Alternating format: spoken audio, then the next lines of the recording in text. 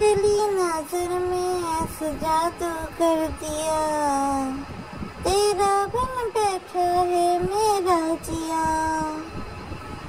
जाने क्या होगा क्या पता, इस दिल को मिलके आज ही ले जरा। मैं हूँ यहाँ, तू है यहाँ, मेरी बाहों में आ, भूल जा।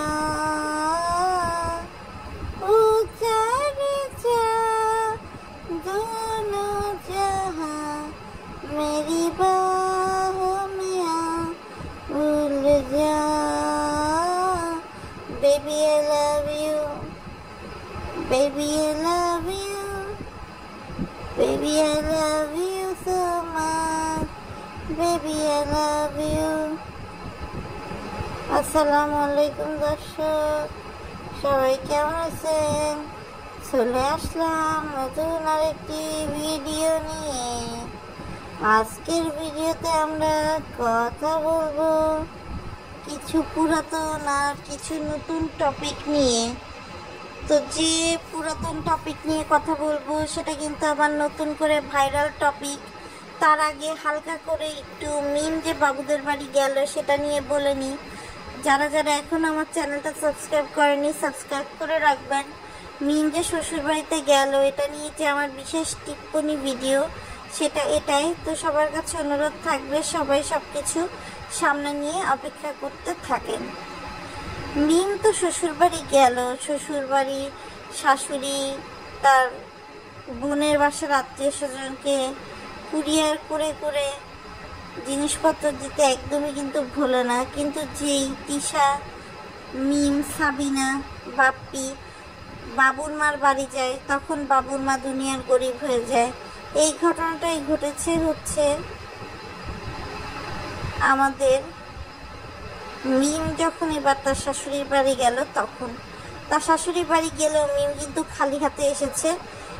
মিম কিছুই আনতে পারেনি। এখন তার শাশুড়িকে এতই ফকিরনি ঘরে ফকিরনি, একটা পাতলা চেন, কানের দুল, নাকে দিয়ে কিছুই পায়নি, নাকি এটা ট্রল করে আবার ভিডিওর ভিউ বানানোর আরেকটা বড় উপায়।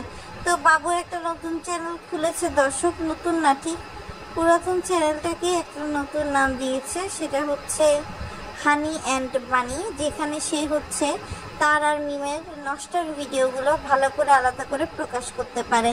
যেমন যখন মিমের বিয়েতে প্রবলেমটা হইল তখন আসলে সত্যি কথা বলতে সারা বাংলাদেশের মানুষ সেটাই ভাবছিল যে মিম আর বাবু মনে হয় নিজেকে সামলায় নেবে, কিন্তু বাবু কিন্তু উল্টো মিমকে সাপোর্ট করেছে এবং মিমকে সাপোর্ট করে মিমের বাসায় থাকা শুরু করছে।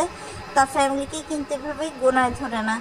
তো মিম আর বাবুর পরকীয়া কিন্তু আজকের না, আবদিয়ার জন্ম হওয়ার আগে থেকেই এই পরকীয়াটা চলতে থাকে। প্রথমে তাদের মধ্যে ভাই বোনের একটা খুবই ভালো সম্পর্ক ছিল, এরপরে ধীরে ধীরে আপনার এই জিনিসটা যখন একটু অন্য খাতে আগায় বাবু মিম দুজনেরই ভালো লেগে যায়। আপনাদের মনে আছে কিনা একটা ব্লগে বাবু কিন্তু এভাবে নিজের মেয়ে আবদিয়াকে কোলে নিয়ে গান শুনিয়েছিল, কিন্তু তখন কিন্তু সারাফাত শরীফার নামও তারা নিত না। এখন আবদিয়াকে নিয়ে কিন্তু বাবুর মাতামাতির শেষ নেই। আর হঠাৎ করেই সাবিনা তার দেশের বাড়ি চলে গেছে এবং সাবিনা যাওয়ার সময় ট্রলিটাও নিয়ে যায়নি। এবং সাবিনা যাওয়ার পরে আরিফ যখন সাবিনাদেরকে আপনার নামাচ্ছে তখন বলতেছে যে এত পানি দিয়ে কী করবা, পানির বোতল দিয়ে।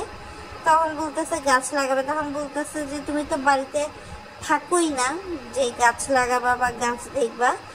আর পরবর্তীতে দর্শক কতগুলো কুকুর, 4-5টা কুকুর দাঁড়ায় ছিল অন্ধকারে, যেহেতু উবারে করে তারা এসছে, উবারটা একটু দূরে থামবে এটাই স্বাভাবিক, যে কারণে আসলে রাব্বি এবং আরিফ মিমদেরকে নিতে গিয়েছিল। এবং এতদিন পর আমি প্রথম আরিফকে দেখলাম তার বাচ্চাকে কোলে নিয়ে সাজাতে এবং তার বাচ্চা কি খাইছে না খাইছে সেই খোঁজ খবর নিতে। এবং পরবর্তীতে দেখা যায় যে আরিফের জন্য ঢাকা থেকে সাবিনা কিছুই আনেনি এবং সেজন্য সাবিনা কিন্তু ওই কাপড় চোপড় অবস্থায় রাতের আর ভাত খাবে না বলে, কিন্তু আরিফ তো খাবে এবং সেই জন্য কিন্তু আরিফকে আরিফের পছন্দ মতো যে আলু ভর্তা, সেই আলু ভর্তা দিয়ে কিন্তু সাবিনা আসলে আপনার আপ্যায়ন করার চেষ্টা করে। তো বাবু আর সানির মধ্যে এই যে সম্পর্কটা, এটা কিন্তু আসলে খুব ভালো ইকুয়েশন ছিল, কিন্তু একটা ছোট্ট ভুলের জন্য মিম, বাবু এবং সানির জীবনটা সম্পূর্ণ আসলে বদলে গিয়েছে দর্শক। এবং মিম আর বাবু মিলে এই যে তারা একা বাড়িতে থাকতে, এখন কিন্তু তারা অফিসিয়ালি একা বাড়িতে থাকতে পারছে। এখন আর কোনো অভিনয় বা কোনো নাটক তাদের করতে হচ্ছে না। এবার আসি দর্শক আরেকটা কথায়, সেটা হচ্ছে অনেকেই অনেক কিছু মাইন্ড করে কিন্তু মিম আর বাবুর বিয়ে থেকে চলে গেছে, অনেক নিজের পার্সোনাল ক্ষতি করেও হচ্ছে চলে গেছে, কিন্তু এখন কিন্তু আর সেটা করা যাবে না। সেই জন্য কিন্তু এই যে শুক্রবার আসছে, শুক্রবার মিমরা কিন্তু আবার পদ্মার চরে যাবে, এবং পদ্মার চরে একটা ছোটোখাটো অনুষ্ঠানের মাধ্যমে মিম তার মাকে নিয়ে আসবে, তার বাবাকে নিয়ে আসবে, এবং বাবু তার মাকে নিয়ে আসবে, বোনকে নিয়ে আসবে, মানে একটা ফ্যামিলি গেট টুগেদার হবে দর্শক। তো যাই হোক দর্শক, একটা ভিডিও দেখলাম যে আমাদের ধূপসী তিশা আপনার মানে এই যে ট্রলিটা এটা কিনতে গেছে, তো এখানে যে ব্যাটা, সে ব্যাটা বলতেছে এটা লেটেস্ট আসছে বলে সে একেবারে নোকিয়ার যে জামা কাপড় আছে সেটা দিয়ে হচ্ছে ঝাড়াঝাড়ি করা শুরু করে দিচ্ছে, এরকম একটা অবস্থা। এবং পরবর্তীতে দর্শক দেখা গিয়েছে যে আপনার আসলে এই ধরনের কোনো কিছুই না, একটা বাচ্চাদের ট্রলি, এবং সেই ট্রলিতে ওই ধূপসী মোটা লোকটা বসে দেখাচ্ছে যে আসলে ভাঙবে না। তো আসলে আরিফের মেন রাগ তিশা আর পাপ্পির উপর এটাই যে সে তার মেয়েকে দেখতে গিয়ে খালি হাতে এসছে। কেননা দেখেন, যে জায়গায় সাবিনা আগের দিন রাতের বেলা শুধুমাত্র মরিয়ম আর তার ছোট মেয়েটাকে নিয়ে ভরা বৃষ্টির মধ্যে ট্রাভেল করে আসতে পারে খালি হাতে আরিফের জন্য, একই জায়গায় পরদিন জাস্ট 10-12 ঘন্টার ব্যবধানে আপনার পাপ্পি তিশা গাড়ি ভাড়া করে গেছে। ওরা কিন্তু চাইলে একটা বড় গাড়ি ভাড়া করে টাকা মিনিমাইজ করে যেতে পারতো, কিন্তু বাবু আর মিমের নাক অত বড় না হলেও পাপ্পি আর তিশার নাক কিন্তু অনেক বড়, এবং সেই বড় নাক থেকে কিন্তু আসলে সত্যি কথা হচ্ছে এটাই বলা যায় যে আপনার পাপ্পি তিশা কিন্তু এই জন্য আরিফের বাড়ি আর যায়নি, আর আরিফও কিন্তু কুত্তাদের সাথে সাবিনার ফ্যামিলির তুলনা করে দিয়ে একদম টিট ফর ট্যাট যেটা বলে সেটা কিন্তু করে দিয়েছে। তো যাই হোক, বাবু আর মিম মিলে নতুন জীবন শুরু করবে, এটাই আমাদের শুভকামনা যে তারা ভালো থাকুক, সুস্থ থাকুক, মিমের কপালে আর তৃতীয় বিয়ে না ঘটুক।